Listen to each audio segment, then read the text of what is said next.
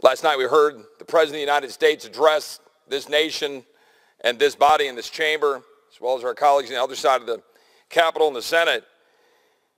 You think there's some sort of magic moment that the virus has suddenly left the earth.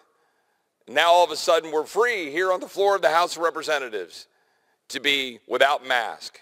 Just coincidentally timed. Just coincidentally timed when the State of the Union is upon us.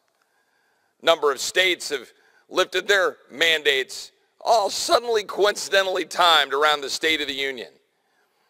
Been interested in watching the Speaker of the House suddenly saying, well, it's a new moment in COVID. I listened to my colleague from Texas just a moment ago on the other side of the aisle talking about how we've had this great victory through the action of the genius of our federal government to free us from the perils of this virus.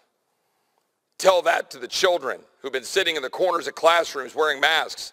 Tell that to the members of our military, the members of our Border Patrol, the so-called heroes. I say so-called because my Democratic colleagues a year ago were calling healthcare workers heroes, and now they're forcing them still to lose their job if they don't take a jab because of the wisdom of my colleagues on the other side of the aisle that they know best. They know best.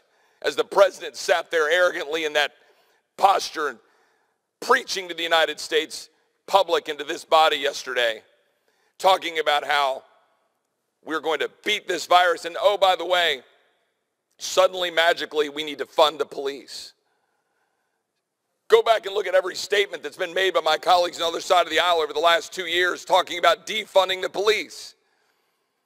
We know who's defunding the police across the country, and it sure as heck isn't Republicans.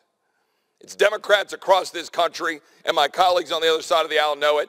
The president knows it, and the president's reading polls. The president knows that the approach to the virus has been devastating to the American people. Lockdowns, mask mandates, vaccine mandates are being rejected by the American people, and the polls show it, so the magic moment has been arrived.